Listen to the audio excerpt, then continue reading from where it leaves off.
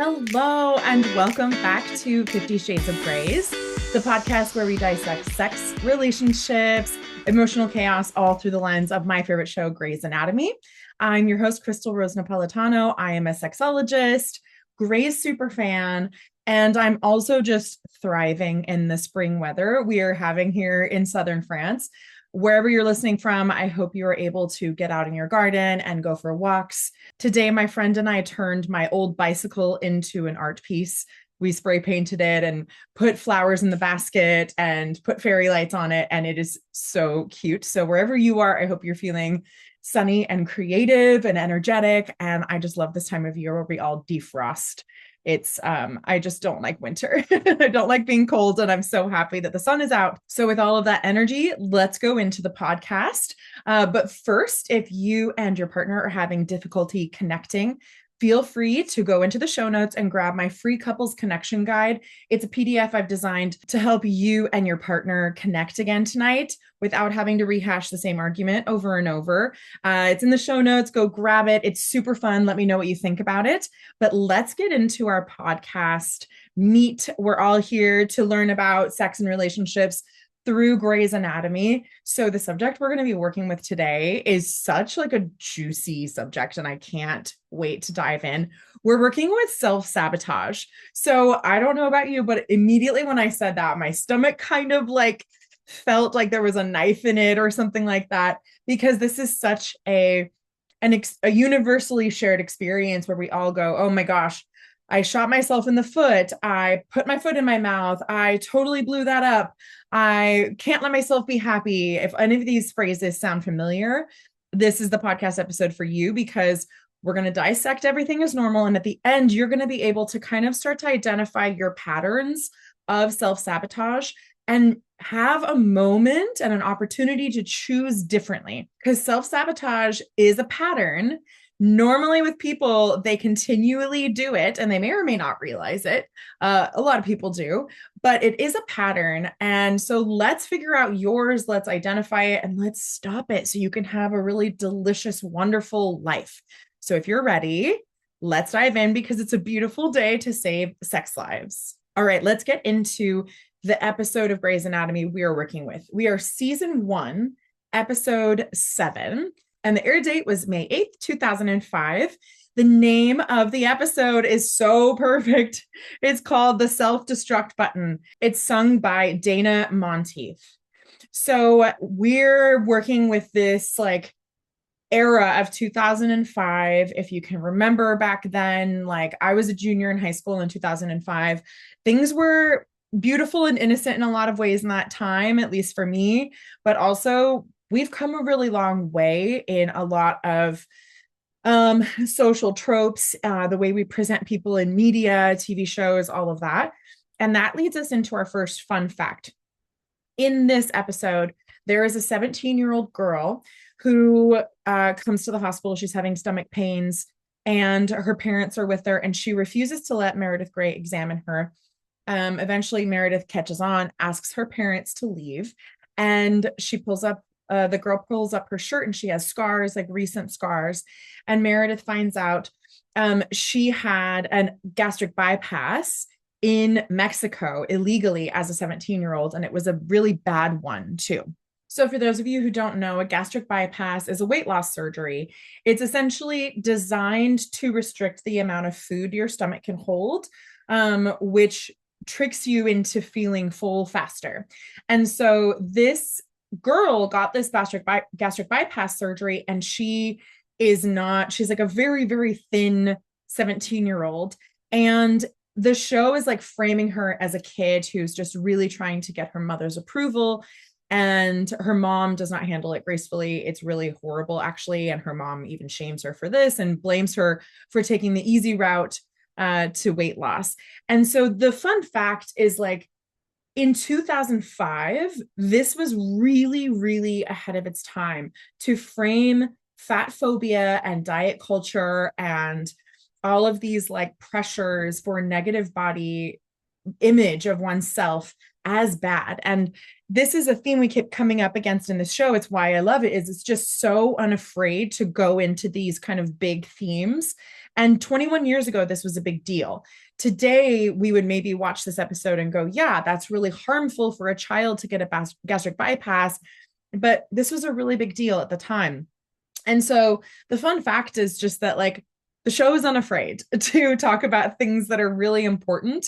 And Meredith actually says, I think Claire, who is the 17-year-old, is killing herself to try to please you. And she says this to Claire's parents. So this, diet culture was a thing back then. And diet culture wasn't very critiqued at that time. I remember being a young girl and seeing magazines of models who had just completely like washboard stomachs and, had no body fat and feeling all of this pressure and all of this shame that I'm a curvy girl and that I couldn't look like them. And I would squeeze myself into clothes that didn't fit to try to look better. I'd buy a size smaller in my pants just to say I was wearing a smaller size, but it was never comfortable. And so many situations like that. So for Shonda to speak to this dynamic so early is beautiful. And we just all tip our hats to Shonda.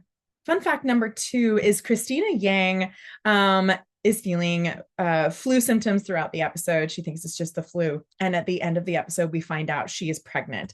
And this is a really big deal. It's also another really great trope to discuss because the character of Cristina Yang is so career driven. She's not maternal. She's not motherly. She's not tender. She doesn't even like to hug. And she finds out she is pregnant with Burke's kid. And this is a really important storyline in the series. And this is the first episode where we find that out. And fun fact number 3, we have another continuity goof. So in this episode, George and Izzie are like downstairs in the house, and Meredith and Derek are upstairs. They had had sex all night long, and George and Izzie don't actually know who she's up there with. And they find out it's Derek, and Izzie is shocked as if she doesn't know. But in the pilot, Cristina is yelling at Meredith about sleeping with her boss while Izzie is right there. So Izzie would have already known that. So we have another teeny little plot hole of a continuity goof. But because of everything else this show does, we're going to overlook and continue to love it with a full heart. Now into my geek out moment. So my geek out moment is just something that's like so sweet in this episode that I almost choke up. It is with this 17-year-old girl, Claire, we talked about, and she is like really struggling. She's recovering from surgery. They try to fix the bypass, but it was botched. She's going to have difficulty getting enough nutrition for her whole life because of the botched bypass. But Claire is like, oh, but will I still be thin? And when Meredith says yes, she's relieved. And this girl is already thin. And Meredith looks at her and says the sweetest line, "You don't know this yet, but life isn't supposed to be like this. It's not supposed to be this hard." And like when Meredith says that line, my inner child is just like, yeah, because life was really hard for me when I was young. And if someone had said that to me, it would have felt so good.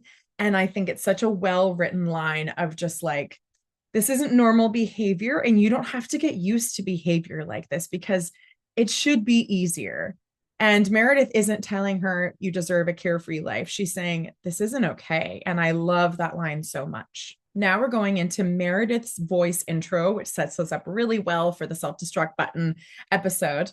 Meredith says, "Okay, anyone who says you can sleep when you die, tell them to come talk to me after a few months as an intern. Of course, it's not just the job that keeps us up all night. I mean, if life's so hard already, why do we bring more trouble down on ourselves? What's up with the need to hit the self-destruct button?" Anybody else feeling that right now? I'm feeling it. I mean, think of a time in your life where life was hard enough already and you just went, I'm going to hit the self-destruct button. There it is. I'm going to make it even harder. I'm going to lean into the hard in a really toxic way and just see what happens. And it's a form of masochism for sure. But it really resonates with me because I have been in this position in my life in previous times where I didn't know how to sit with peace. I didn't know how to sit with pleasure. I didn't know how to let myself be happy. And so I hit the self-destruct button. So if you're feeling that right now, just know I'm with you. And let's get into the scenes in the episode that are going to set us up for this work. In this episode, there are so many different situations happening where these characters are just creating chaos, creating self-sabotage, creating pain for themselves unnecessarily. So we're going to name a few of these different storylines that are happening. So the first of all, Meredith is literally hitting the self-destruct button. She's sleeping with her boss, not hiding it well, because they did have sex in her car in front of the house party. In one scene, she's in surgery and someone's insides like explode all over her face. It's so disgusting, but it fits with the theme of the episode that everything is just like happening to her. She still can't stop. Like she's staying in this internship. By the end of the episode, she's so exhausted. And I don't know how a person can function. Like if anybody was, living the life that Meredith lived, they might be making the same reckless decisions, because there's no way she could be in her prefrontal cortex while being this strung out all the time. But she's just living a life of self-sabotage constantly. And one of the most obvious examples in this episode is a character named Digby, who is a man who is known for being a masochist, but Bailey calls him something like the tattooed masochist, because he literally gets tattoos for the pain and he creates injury in himself. He comes in to the hospital because he intentionally got a gunshot wound on his arm and was like so excited about it and was like, yeah, here's scars here. I have this scar here.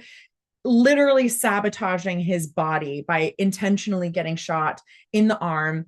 They have to give him a chest tube because there's blood in his collapsed lung. And he's like, oh, can I watch? And he's just romanticizing unnecessary pain.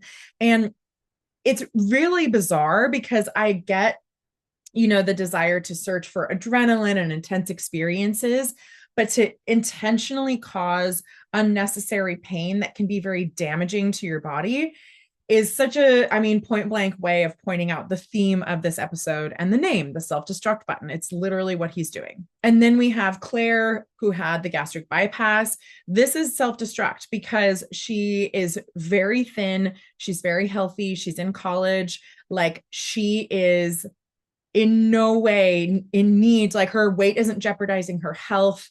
And there was no need for her to get this surgery. So her getting the surgery in Mexico illegally without asking her parents to sign for it or approve or know that it was a trusted doctor is also self-sabotage. And just quickly, a few other storylines that we're not going to go into so deeply today, but just to name how many times this theme is being hit in this episode. There is a man who swallowed his girlfriend's keys to keep her from leaving, and they get stuck in his throat, and he's completely sabotaging his relationship, his health, his dignity. It's ridiculous. And Izzie has to go in with an instrument and like clip the keys and like pull them out of his throat. It's really horrible and it looks uncomfortable, but it's also self-sabotage. And then in a very good way, George is in on this really important surgery where they're literally removing half of a little girl's brain. And George is willing to sabotage his opportunity at this surgery because he smells alcohol on the anesthesiologist. And the anesthesiologist comes into this little girl's surgery. She's a toddler. She's tiny. And he's drunk and he falls asleep in the surgery and she starts to wake up because he doesn't give her enough anesthesia. If that isn't self-sabotage, I don't know what is. But George was willing to sabotage his shot at this surgery to do the right thing. So that's one good example at self-sabotage because it all worked out in the end for George and he gained a lot of respect. But this anesthesiologist completely sabotaging his career by not being able to wait until after work to have a drink, even while he is helping with surgery for this toddler. Now, for all of these characters and all of these through lines of self-sabotage, what's really going on underneath the surface? Well, to go into that, we need to define self-sabotage for our purposes here. And how I would define sabotage is the willingness to hurt yourself, to give yourself the treatment you believe you deserve, or to get yourself out of a situation that you believe you don't deserve. So we talked about masochism before, and that's essentially the pleasure at one's own pain or one's own humiliation. And so self-sabotage is a version of that. And I also believe it is a wounding inside of us that we believe I don't deserve X. So I'm going to create Y to ensure that I don't get it, to ensure that I'm not happy, to ensure that my life ends up in the shitter again, to ensure I bring in yet another toxic partner, to ensure whatever outcome we think we deserve and to evade the outcome we don't think we deserve. And why would somebody do that? And I think a lot of the time it can be an avoidance of feeling close to somebody. So we sabotage the connection, we sabotage our own happiness, we sabotage everything so we can just blame the world. Look at what the world keeps doing. I keep doing the best I can, but I keep getting this, even though we're the ones perpetuating these patterns in our life. But sabotage allows us to write a story that no, it's somebody else. And it's your subconscious creating a result that you say you don't want, but on some level you believe you deserve. So that's what's like going on under the surface for all of these characters, because if they truly believed that they deserved better, they would have different actions. I will say we have an exception for the case of George because he really put himself on the line there. But if all of these characters believed they deserved better and everyone around them deserved better, they would act in accordance with that belief. But they're not doing that. And that's what self-sabotage is. Like, is anybody else like feeling so lit up by this subject? Because I am. I've seen people do it. And I've seen people have access to happiness and just like, go, nope, here's a bomb, here's this, here's that. And it's really unfortunate that people kind of create this. I've definitely done it. I don't want to frame it as if I have never self-sabotaged. Of course I have. Everybody has. But I'm just getting very lit up here about this because it's just, I want everyone to be able to step out of their toxic patterns and create the life that they really, really deserve and that they actually do desire outside of their wounding. And so I'm loving that we're talking about this today. Sexology mode. So what's hot and what's harmful? What I think is really hot in this episode is at the very, very end, Derek and Meredith are so exhausted. They've just been going. Derek had all these surgeries. Meredith has just had like a shit day. And they look at each other and it looks like they're expecting to have sex with the other person. And they're like, we could just like sleep. Right? We don't actually have to have sex. We could just like sleep. And Meredith is like, oh, thank God. And her head hits the pillow. And it's like the self-destruct button got turned off there because they could have had sex. They could have made themselves even more tired and just continued this cycle of being underslept, but also operating on people. And they were like, no, we need to rest. And it was like, no drama, no chaos. We're just going to sleep. And I think it's really hot because it shows security in the connection. We don't have to have sex just to prove that we can. We can sleep next to each other. And that's like real intimacy. That's actually real intimacy. So I find that scene really hot. And what's harmful, all of these choices these people are making, like Digby literally getting shot on purpose, getting tattoos, all of this stuff, getting tattoos in the way that he does. One of them becomes septic during the episode. And he goes into multiple organ failure and he actually dies. And, this is the second episode in a row where the writing is trying to show, like, if you engage in this dynamic we're talking about, you're going to die.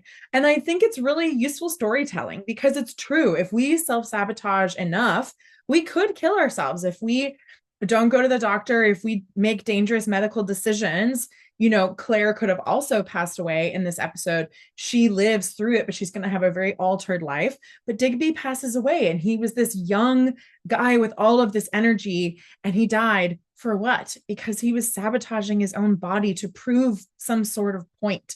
And I am curious, like, who does he think he would be without the scars and the intensity? And what is he creating to avoid looking at that? Political and cultural influences and gender dynamics, all of that. We have a lot going on in this episode. So like I mentioned before, the fat phobia, diet culture, this pressure to be thin And literally, like I said, when Claire wakes up out of surgery, she says, am I still going to be thin? Like, she could have died. She could have been way sicker than she was, but her concern is my body going to be what societal standards are asking of it? And it's really, really unhealthy, but it is really reflective of the time.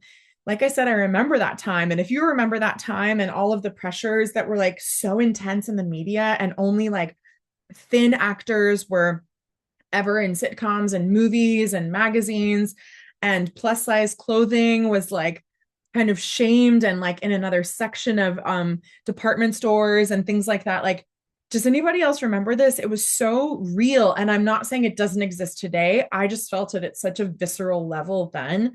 And so that's happening here. And then again, we're going to say it, this pressure of Derek and Meredith and the different things that are happening. And even though Meredith is trying her best to do the right thing and she's falling for this guy, her peers are starting to turn on her because of the workplace hierarchy. So we have a couple exchanges to read here about this. So Izzie and George are talking about this exchange. They saw Derek leave the house in the morning and they're talking about it. And George is feeling really aggressive towards Shepherd because he's in love with Meredith. And Izzie talks to him about that and just kind of like tells him what's happening. And it's unfortunate, but she says, George, this program will make or break our careers. Some of us will make it through and some of us won't. And that decision depends entirely on recommendations from doctors like Shepherd. There's a reason we don't sleep at the attendings. And so she's naming Meredith shouldn't be doing this. George says, it's not her fault, okay? It's Shepherd's. He's the attending. He should know better. He's taking advantage of her. He's not.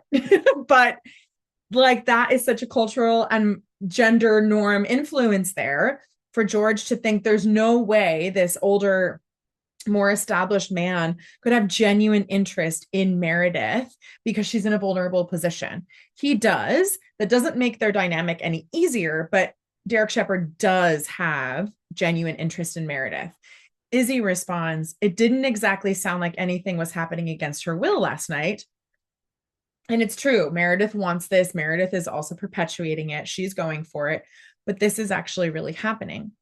And later in the episode, Meredith and Izzie have a conversation about it. And Izzie talks to Meredith about Meredith's privilege because Meredith, her mother is like this renowned surgeon. Everybody knows it.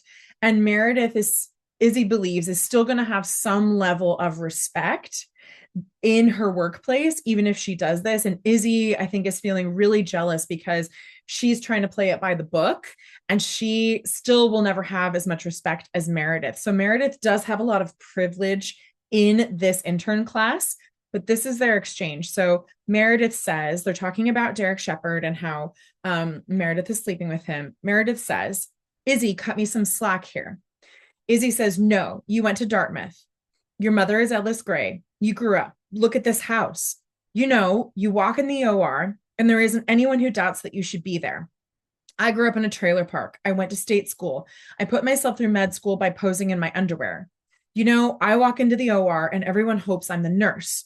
You have their respect without even trying, and you're throwing it away for what? A few good surgeries? So she thinks Meredith is sleeping with Derek just for the good surgeries. Meredith says, no, it's not about the surgeries. It's not about getting ahead. Izzie says, then what? A little hot sex? You're willing to ruin your credibility over that? I mean, Meredith, what the hell are you doing? And they lock eyes and Izzie, it like washes over her. Izzie says, oh my God, you're falling for him. Meredith says, I am not. Izzie, oh, you so are. Meredith, no, I'm not. You so are. Damn it, you poor girl. Meredith says, you know, it's just that he's so, and I'm having a hard time. And Meredith is, owning up to the fact, yes, she's falling for him. Of course she is. Derek Shepherd is an incredibly charming and beautiful and charismatic character. And Patrick Dempsey is so beautiful. So how could she not? This is a really beautiful exchange that is naming why Meredith's peers are kind of getting their feathers ruffled about this dynamic between her and Derek. Now into the work. So this episode is so complex and so delicious and rich. And this episode teaches us a lot about self-sabotage and self-destruction. So, about desire. So, when we doubt that we deserve what we really desire, what feels more comfortable is to stay with what's familiar and what's chaotic rather than noticing like what am I creating to avoid looking at what's really happening within me. Kind of like what I was saying with Digby. Why is he feeling the need to create scars on his body and intensity and tattoos in this self-destructive way? Who does he think he would be without it? And so this desire, it's like to mask and to avoid peace and happiness and connection and vulnerability, and the desire to not really like believe that we deserve what we do desire. So multiple things are happening at once about desire. We believe that we don't deserve the deepest desires of our heart, and so we choose to stay within this like desire of not truly being connected or seen. What this teaches us about attachment, sabotage is a form of avoidance. If you listen to last week's episode, you're probably hearing some similar tropes in this episode. It's because sabotage is avoidance. It's avoiding looking at what's really there. It's avoiding looking at your patterns. It's avoiding looking at who you really believe you are and what you deserve and your shadow and the ego that's taking over and all of the things that sabotage is just creating chaos. And so we can't really attach to somebody from a secure place if we're constantly sabotaging our chance at it. If we constantly get a chance at true vulnerability and connection and happiness, but we just like throw a bomb on it, we're not getting to attach in a secure way if we're just like creating this pattern. So it's a form of avoidance. And what this episode teaches us about communication is sabotage is a form of communication. It's saying, I don't deserve X, so I'm creating Y, like we said earlier in the episode. So when Meredith is continuing to keep this relationship a secret, she's communicating something like, I don't trust this enough to claim it. I don't deserve this. What will people think of me? So it's all about this like self-deprecation and low self-image. I do believe she is protecting herself in a lot of ways that are smart. But if we remove kind of like the workplace hierarchy and we just look at the intimacy between her and Derek, there is a lot happening there where she is creating chaos. When that boyfriend swallows his girlfriend's keys, he is communicating, I don't want you to leave. I feel insecure. I'm willing to make the biggest deal of this and create so much chaos by needing to go to the hospital rather than sitting with myself and going, wait, why did she leave? What in me can I improve to see if we can make this relationship healthier? But it's communicating, I can't look at myself. I can't like sit with these painful emotions. And when Claire gets the gastric bypass, she's communicating to her mother, I will do anything to please you, even if it kills me. And her mom can't see that, but she's communicating, I just want to be loved. I just want to be loved.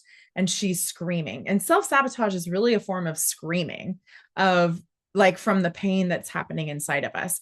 But communication wise, there's always a message underneath why humans blow things up. And I believe most of the time it is based in a, I don't deserve blank. Now going into the session. And even though this character passes away in the episode, I need to give him a session because he is so symbolic of the message we're talking about today. We're going to have a session with Digby. So I'm going to invite Digby to come and sit on my couch. And I'm going to say, Digby, I see you. And we need to talk about these destructive patterns.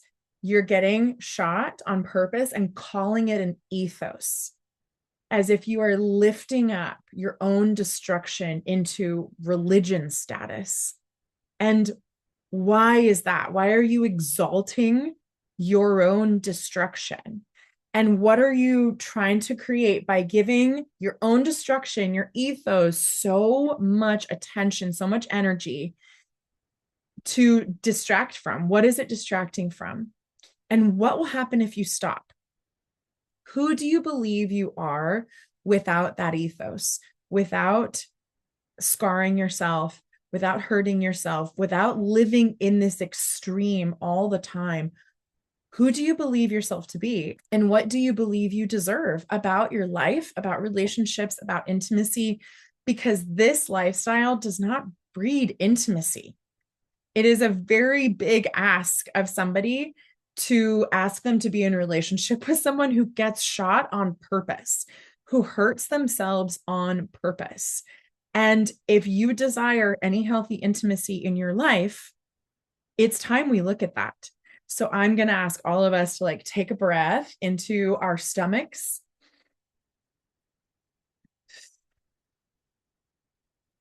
And I'm going to ask you a question. What am I avoiding looking at? What do I distract myself from feeling by creating noise and chaos in my life? And who do I believe I am without this chaos? If I removed me, Crystal, if I removed all of the chaos from your life tomorrow, it was all gone. I had a magic wand, it was all gone. Who would you be without it? If you didn't have to be exhausted, intense, all of these things, who would you be without all of the chaos? And so let's all take a breath. Digby, you too. And exhale out. And anybody who is listening, I hope that resonated with you too. And that you are allowing yourself to just kind of identify, what am I avoiding feeling? What's that thing that feels really scary to feel? Or what am I avoiding believing about myself? Or what am I avoiding giving myself or believing I deserve? What are all the answers to those questions? Okay, here's your hot tip for the week. Before you take any action in any relationship dynamic this week, whether you're partnered or single, this will work with coworkers, with friends, with family, anything. Pause for one breath and ask yourself, why am I taking this action? Not the surface answer. I want you to like take a breath in, not like, because they just need to answer me already, or because I don't care about this relationship anyway, or because it's okay, I never deserve this, or I blow things up always, or I don't deserve love, or I can't be in connection. Or stop all of those. Let all of those go and ask yourself, why am I taking this action? Truly, what is inside of me that is generating this action? Because the moment you can do that, you can stop your patterns and you can choose your patterns rather than just having them happen. And in those moments, we can ask ourselves, am I doing this because it's what I actually want? Or am I doing it because it feels familiar or like what I deserve? And all of those will lead to super different outcomes. And this leads into our like micro ritual for the week. So every time you feel yourself about to do something that might have a self-destructive flavor, like sending a text, starting an argument, pulling away when someone gets close, staying small while you could take up space, intentionally putting yourself into an anxious situation, anything like that, put your hand on your chest and ask yourself, is this me choosing or my wound? And what am I perpetuating here? Am I about to blow something up that I actually genuinely want? Am I about to sully something that is actually something I've been really trying to call in for a long time? And you don't have to fix it right away, but you can just notice, have awareness, have compassion. And having compassion is the first step in really believing you deserve differently. Because that self-hatred is what keeps this sabotage going. That self-hatred that's like, I don't deserve any better than this, so of course this would happen to me. Those statements are always good indicators that you are choosing the pain you keep experiencing. And we don't want to do that anymore. You deserve a pleasure-filled life. So with all of that, if this hits on something inside of you and you want to talk it out, please do send me a DM, send me an email, put a comment on this episode. I would love to hear about it. And let's wrap up this episode with Meredith's voiceover outro. She says, maybe we like the pain. Maybe we're wired that way. Because without it, I don't know. maybe we just wouldn't feel real. What's that saying? Why do I keep hitting myself with a hammer? Because it feels so good when I stop. And there it is. She's describing masochism, right? It's right there. So if you enjoyed this, I hope you put some of these tools to work. You do not have to be a masochist. You do deserve the thing that you think you don't deserve. I promise you, you deserve it. Pleasure is your birthright. You don't have to earn it. So you get to live a pleasure-filled life. And I hope some of these things in the episode hit for you. I hope that they start evolving something inside of you and you stop creating anything painful that you are creating for yourself. If you need support with that, please do send me a DM. You can find me across all social media at The Honest Sexologist. Also, every week, I take this podcast episode and I write a blog about it that goes a little bit deeper into it. So if you'd like to access the blog, it's on my website, yourbodyyourstory.com. It's also in the show notes. Don't forget to pick up my free couples connection guide to help you connect to your partner. You don't have to sabotage that either. If you're creating the same fight over and over, it might be time for a reset. So go ahead and give my guide a try. And I am so thrilled that you were here. I am so excited you're a listener of 50 Shades of Grace. And I will see you on the next episode. And I love you, you messy humans.